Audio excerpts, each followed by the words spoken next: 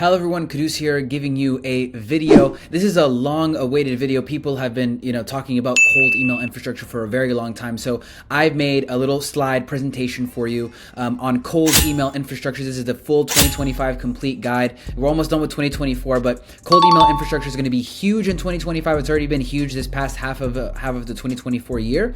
So let's get right into it. I want to make it short and sweet.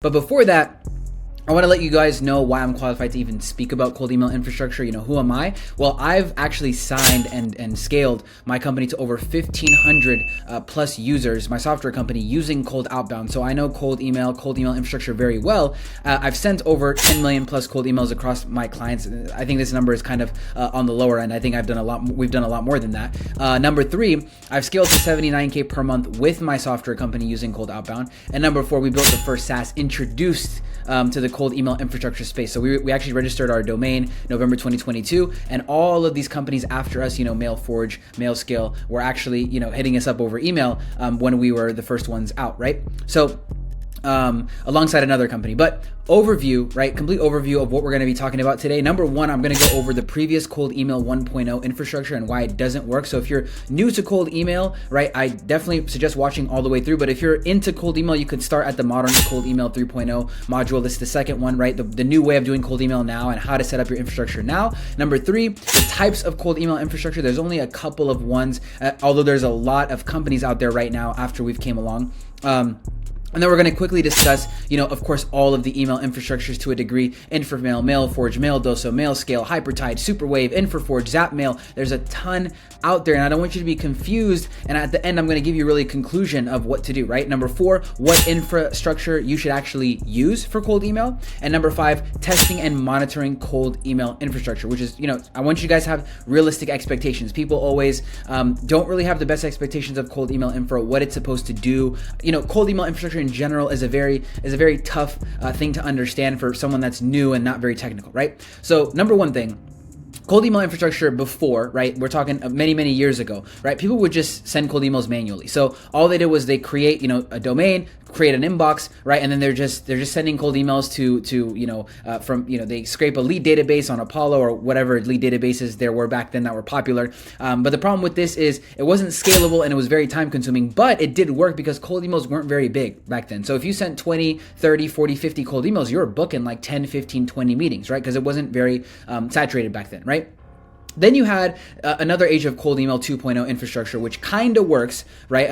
Now even, but back then, right, really what you had is an email sending platform and an infrastructure, quote unquote, together on one platform, right? So we're talking things like ConvertKit, Brevo, MailChimp, SendGrid, Mailgun, and people really blasted, leads with this, and they were blasting cold email leads, right? They were doing cold email. And these companies don't allow cold email on their platform. They don't like cold email. They don't want you to do cold email. But of course, when you use a verifier and things like that, you can bypass this for some amount of time, but still you can't have a sustainable business on, a platform that doesn't allow what you're doing, right? You're going to be kind of on edge all the time. So people would scrape leads or find people's info and use an SMTP sending tool to blast them, right? And by the way, all emails that send use SMTP, but this is just coining the term, for people that that you hear around, hey, like SMTP private infrastructure, right?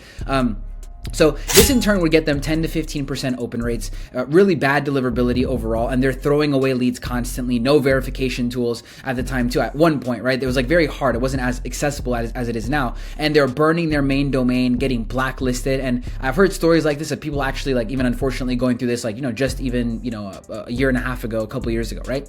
So now the new way of doing cold email and modern cold email infrastructure is very simple, right? It's much harder to manage, much harder to do, simply because, cold email is saturated. If you make something so easy to do, then everyone's doing it, and then there's no barrier to entry. But when you create another way, the modern way of doing cold email, it's a higher barrier to entry, right? But you'll at least not be dealing with as much saturation, right? So you buy multiple secondary domains of your main domain. So if your company, for example, our company Inframail, right? we'd buy try Inframail, get Inframail, Inframail inbox, etc.com, and we would create 3 to 5 mailboxes under each one, and then we'd plug it into a sending platform to warm up, plus programmatically send the email. So this would be something like Instantly, something like Smart Lead, right? And you buy, of course, domains and create mailboxes under Google or Outlook. But now cold email infrastructure, by the way, Google and Outlook, is cold email infrastructure. There's a lot more types of cold email infrastructure that allow cold email, unlike Brevo, ConvertKit, MailChimp, and all these things, right? If you're just connecting something, putting a bunch of leads in it, and blasting emails, I guarantee you they do not allow you to do cold email. Okay, so. And you can read this, by the way, in the terms of service. But before, like I said, people were using ConvertKit, or also known as Kit now, Brevo, SendGrid, Mailgun, Campaigner. After, it's really Google, Outlook, Instantly, and Smartly, right? And I don't want to group, Google, Outlook, Instantly, and Smartly together. I'm going to give you the differences between the two. So you take Google and Outlook, similar to T-Mobile and AT&T, and you plug them into Instantly or Smartly, right? The infrastructure, again, you can't send any emails without infrastructure. So that's the fundamental level, is you need to have a cold email infrastructure. Instantly and Smartly are secondary. They're just the programmatic senders, right? You can use a lot of programmatic senders. You can also use a lot of infrastructure, but infrastructure comes first, right? So if you're going to purchase, if you're thinking about purchasing, a phone and you want to text and call, of course, if you have the iPhone, right? But you don't have T-Mobile or AT&T or whatever phone service exists in your country, then you're not able to use the phone. You can't text or call or do anything like that, right? But if and same goes with the aspect of cold email infrastructure. If you have cold email infrastructure, right? If you have T-Mobile and AT&T, but you don't have the phone, you kind of you're kind of fucked too, right? Because if you have T-Mobile and AT&T and you don't have the iPhone or the Samsung or whatever, then the issue is that you can't actually have a way to send text, the interface to send text and the interface to send or to make calls, etc., right? So you need both, but the infrastructure, again, comes first, because that's the signal. That's what you need, right? That's basically what the emails send from. They don't actually send from Instantly or Smartly. They send from the infrastructure itself, okay? So getting into the types of cold email infrastructure, there's a ton right now on the market. There's a million of them. Not literally a million, but there's a lot of cold email infrastructure, and I don't want you to get confused. There's really two types that you can categorize them in, right? There's shared IP pools like Google, Outlook, MailForge, MailDoso, I'm sure you heard of those names, and then dedicated IP pools like us, right? Inframail, MailReef, Mission Inbox, and then Mission Inbox is basically a SendGrid backend made for cold email, right? They might have switched it up a little bit slightly or whatever. But it's generally them using something like that, right? And going into what they are, what is a shared IP pool versus a dedicated IP pool, or I should say dedicated IPs / dedicated servers, is that shared IP pools are a cost-effective way of sending emails. This is how Google and Outlook work, right? So the thing is, you can start with just a few inboxes. You could start with, let's say, for example, 5, and each one is $6, right? You're paying $30 a month. Now, when you scale that is when it gets expensive, but if you want to start, it's a very cost-effective way. While it is cost-effective and easy to set up, there can be spammers, right? Bad cold email senders in the pool. So if you're using something like Google and Outlook, this doesn't necessarily apply because they're big tech, right? They control and they have, of course, it takes a lot of resources to actually control a shared IP pool, right? When something gets blacklisted, you have to auto rotate it out. You got to have a lot of money to maintain a system like that, right? So these companies that are coming out that have shared IP pools, they better have a lot of money and they better have a lot of users. If they're new and they're advertising the shared IP pool, I personally would not go with them. There's some that I would recommend, but generally, if you're going to use a shared IP pool, just go with Google and Outlook. That's the best way, right? Because they're around the same price as other providers, other cold email infrastructures that are, that have a shared IP system. So there can be spammers, bad cold email senders in the pool, which hurt you because now you're in this pool and one guy sends a bad email, and then next, you're sending an email and then you hit that same IP that person sent from and he blacklisted because of his spam, and then now your email lands in spam, unfortunately, even though it's a great email, right? So in turn, when an IP is rotated and you land on a blacklisted IP from someone else's sending habits, this affects your deliverability. So shared IP pools require high maintenance, and the only companies that can pull it off effectively, in my opinion, are Google and Outlook, and Google, of course, anything under Google and Outlook, resellers, whatever you want to use. So Google and Outlook have virtually an infinite amount of resources, unlike other shared IP pool infrastructures, plus money for maintenance. They've been around for, decades, right? And i.e., unlike MailForge, MailScale, which cannot contain bad senders, which i.e. unlike MailForge and MailScale, which cannot maintain, bad senders on IPs properly. MailForge is a backend again of, the backend of it is Enum. It's another company that runs their own system. But if you just use their system solely, what ends up happening is you're still gonna, that's the same thing as MailForge, and you're gonna end up in a pool where you're gonna have bad senders, and your, IP might get listed, etc. And they actually got banned from sending platforms. One in specific, the largest one, simply because they were not having the best health in the warm-up pool and affecting other senders, right? So just to give you an example, another huge company, aside from these little, small multi-figure companies, $1 billion company, Zoho, could not even handle a shared IP pool, right? As $1 billion company, they shut down everyone, partly because they don't allow cold email, but maintaining shared IP pool infrastructure is difficult, so they kicked a ton of people off, right? And that was a huge crisis that was happening, I would say about a year and a half-ish ago, maybe a year and a few months ago, where everyone had a bunch of inboxes on Zoho, and then they were in a warm-up pool, and everybody's stuff on Zoho got shut down completely. Everybody got kicked off. Doesn't matter what you were paying, whatever, you got kicked off. And now if you try to use Zoho, it does not work. And think about it, they're using a shared IP pool. They are protective of their resources. They're like, dude, we have so much money, but at the same time, there's a lot of people in here that could affect our resources, right? We're talking it's a $1 billion company versus a $1 trillion company, right? So huge difference. And dedicated IP, I shouldn't say pools, but dedicated IP infrastructures are a little bit different, because dedicated IP/dedicated servers are more expensive, but they improve deliverability, right? This is how companies like Mailgun and SendGrid work. They give you a dedicated IP to send thousands of emails on to protect your deliverability from potentially bad senders and isolate them in the easiest way. So dedicated IPs are easier to maintain, and you own your sending. So the best part about dedicated IPs is you hand one off to someone. Like for us, right? It's much easier to manage, because we have like 100 people, we have 100 IPs, right? We have 100 infrastructures really that each person is sending from. And then if one, there's a bad sender, it's isolated, and we can remove that person. And if that person is affected, let's say he just did it in good nature and he just got blacklisted, because that's what happens when you send cold emails over enough, long enough period of time, then we give him another, IP. So it's very easy to manage. But in a pool, you have to have a really good algorithm that can check, get a blacklist, replace it with a new one, and manage the people, because one person is using all these IPs. So one bad sender could actually blacklist a ton of IPs. And that's not really the case when you're using a dedicated IP infrastructure, right? So spammers and bad cold emailers don't affect you, and in turn, when an IP is rotated and you land on a blacklisted IP, you can get a new one. Which is, again, this depends on what platform you're on. In Inframail, for example, we allow, you get one IP, unlimited email inboxes. If you blacklist it, we replace it for you, right? Dedicated IPs are a lot more fragile than shared IP pools. That's the downside with them, is that you have to be a really good cold email sender, and you can't really make horrible mistakes. On a shared IP pool, because you're keep rotating your IP, you're able to kind of get away with more stuff, right? So bad mistakes can land you on a blacklist and restart the process of getting your IP swapped and sending, you're getting your sending halted, right? So you must have a great cold email sending practices to make it work. Okay, simply put. That's the difference, is that you can categorize all of these cold email infrastructures pretty quickly by just looking at what they offer. So if they're offering a per inbox type of infrastructure, that it's most likely a shared IP pool, or you could just ask their support, or just see the wording on their website, etc. Right? A lot of them are very transparent about it. So all cold email infra, right? Shared IP pools, MailForge, MailDoso, MailScale, dedicated IP/dedicated servers, Inframail, MailReef, Mission Inbox, and then there's unique cold email infrastructure, horizontal scaling. It's a little bit more expensive, I would say, or a lot more expensive relative to shared IP pools and dedicated IPs. And basically, it's going to cost you thousands of dollars up front plus monthly fees. It's more of like for enterprise businesses, I would say. Superwave is a company that actually started alongside us in the very beginning.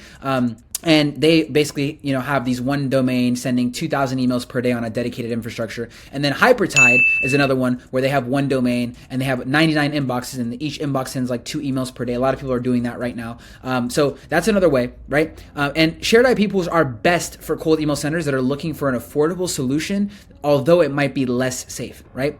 So which infra should you use, right? Shared IP pools are best for cold email senders that are looking for an affordable solution, although it might be less safe, right? But it's kind of good, because if you don't really have the best practices, you could just kind of scurry your way through using a bunch of IPs. This rule, again, does not apply to Google and Outlook. So if you're going to use Google and Outlook and you have the money, for example, 100 inboxes on Google is going to cost you about $600 a month, and maybe with some resellers about $300. Still pretty expensive. And again, on the reseller end, you're not going to really have as much access as you you would have if you actually get it straight from Google yourself. So this rule, again, does not apply to Google and Outlook shared IP pools because they're a lot more special since they are maintained properly. Trillion-dollar companies, again, right? So dedicated IPs are best for cold email senders that are looking for a solid solution to protect their deliverability and have a few extra bucks, and they are in the sense of wanting to scale. They're in the pocket of wanting to scale. So if they have a successful campaign and you want to use a dedicated IP because you know that campaign works and you want to scale it for a much more affordable rate, then you could simply get a dedicated IP, use it solely for yourself, and you know that campaign works, it's getting good open rates, replies, etc. So you're way less likely to get blacklisted, right?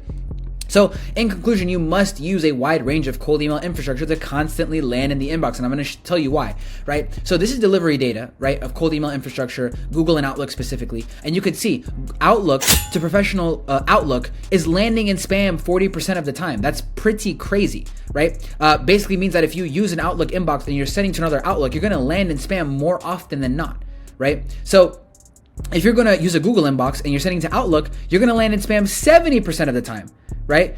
So that basically means that you have to use a bunch of providers. Like, for example, Inframail lands in Outlook very well. It lands in specifically business, professional Outlook and professional Google very well. And that could slightly change and go up and down and slightly percentage increase / decrease over the course of months. So what's really good is, of course, to diversify your cold email infrastructure. You could see from these stats below, you're not going to get saved by a specific cold email infrastructure. Although these ones are reliable, again, they're trillion-dollar companies, still, it doesn't mean that you're going to land in the inbox every time or even close to that, right?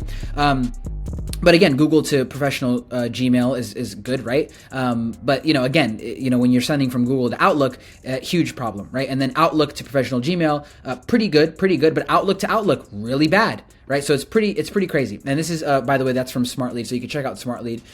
Shout out to V. He does a really good job. And my cold email infrastructure stack, right? Get both shared IP mailboxes and dedicated IP mailboxes, right? That's what I recommend, and that's what I do, right? Inframail is my recommendation. Of course, I run Inframail. I love Inframail. We've helped tons of people on Inframail. We just did an interview with Jackson. You could see he booked 3 to 6 calls per day using cold email while using Inframail, while sending from Inframail servers. So Inframail, unlimited cold email mailboxes on a dedicated IP. No other cold email infrastructure offers that. So it is a really, really good platform that we've built, over the past couple of years. $0 per every inbox added, flat monthly rate for unlimited mailboxes. So we got our boy, actually, this is on the biggest plan that we have, Ethan, right? Again, on our interview, he's has 1,000 inboxes. He just hit his first 10K month, right? Using our infrastructure, solely our infrastructure, by the way. He doesn't use Google or Outlook. He just uses us, right? Has 1,000 inboxes with us at $249 per month. That would cost you, at the cheapest rate of getting Google and inboxes from resellers, would cost you $3,000 a month. And we're charging, less than 10% of the monthly price, right? So it's an amazing platform. We automate 100% of the technical setup. Again, 1,000 inboxes, $249 per month. You can send over 20,000 emails per day. Again, this does not include domains, so you still need to buy the assets and make the investment to get the domain secondary to your main domain, right? We want to make sure that you have those assets because that's what you need, right? But again, this is astronomically cheaper and faster to get clients than using paid ads, than sending Facebook DMs, than sending LinkedIn DMs, because it's a lot more scalable. You're allowed to send cold emails on our platform. And, it's very easy. The feedback loop in a cold email is very easy. You get a reply, you send it out that same day, okay? 300 inboxes, well, you can get it with us at $99 per month, again, on a dedicated IP. 6,000 emails per day you can send, okay? So this is the page. You can check it out here. I'll leave the link in the description below if you want to sign up. And if you want to get some Google and Outlook mailboxes, I suggest going to Zapmail. They have them for a few bucks, 100 inboxes at $300 per month. So, 2,000 emails per day, 1,000 inboxes will cost you $3K per month. Again, if you want to spend the money, that's your choice. But you can, again, you don't have to, have 1,000 inboxes. You could have 100 inboxes or 50 or 80 or 150, right? Depends on what your risk level is. But again, these are the same prices you're going to get with other cold email infrastructure providers that have a shared pool. So I would go with them, right? Google and Outlook. And overall, deliverability monitoring is a huge aspect. Jackson, our last interview that we did, talks about it as well. The person that books 3 to 6 calls per day using Inframail. We do, I recommend doing inbox placement tests on a weekly basis. That's also what Jackson recommended to make sure you're landing in the inbox. You can use Smart Delivery for this. You can use MailReach for this. Check if your domains or IP are on a blacklist. You can use, you don't have to ask your provider for this. You can just literally plug in your domain to a free checker like MX Toolbox. I suggest you do it right now. So if you're not seeing the best deliverability and you're watching this video to learn about cold email infrastructure, please go on mxtoolbox.com, check your domain. If your IP is not present to you, ask your provider, hey, be like, give me the IP, I want to check it out myself. And put it in the blacklist checker. You'll know pretty quickly, like in literally seconds. Okay. So in conclusion, the too long didn't read, all right? Cold email infrastructure is the email sending server. That's what it is. Cold email infrastructure exists in a few fashions: shared IP pools, dedicated, I keep calling it dedicated pools, but dedicated infrastructure, dedicated IPs, and horizontal scaling, which is a bunch of inboxes essentially that send a few emails per inbox. And again, these horizontal scaling infrastructures, some of them I know are using IPs, like dedicated IPs. Some are using even other inboxes, but mostly it's going to be on a dedicated IP infrastructure of some sort. So number 3, diversify your cold email infrastructure as much as possible. You want to diversify your cold email infrastructure as much as possible. I'm going to say it again, okay? Because you want Google, you want Outlook, because they're the trillion-dollar companies. You're not going to stay away from them. They control the game of cold email, okay? But you need some providers in there that can land for you when the tide turns, right? You need some Inframail in there. Get some check out MailReef as well. Check out these other companies that offer what we offer essentially. So cold email inboxing constantly changes, so have many providers. Google, Outlook, I suggest Inframail. Like I said, it's the most affordable, very easy to use. We're the first ones. We're always top of our stuff, top of our game. So you can check it out. And yeah, if you like this video, again, this is a random part of the slide that just was like part of the freaking it's the design template. That's what it is, template, right? So yeah, anyways, if you like the video, subscribe, share with a friend that doesn't really know too much about cold email infrastructure. I hope this helps you. It's a full guide. I promise it's going to be so good. Just follow what's in here. I promise it'll work. I've seen it work with so many people. And check out Inframail below. I promise you'll love it. We'll onboard you as well for free with our specialist Charity, or maybe you might even get on a call with me. So definitely get onboarded to Inframail and check out the email infrastructures that you want to check out, and now you know a little bit more information on making a well-informed decision. So I appreciate your time. Again, like, subscribe. If you have any comments below about cold email infrastructure, please leave them below, and peace out. Get to sending.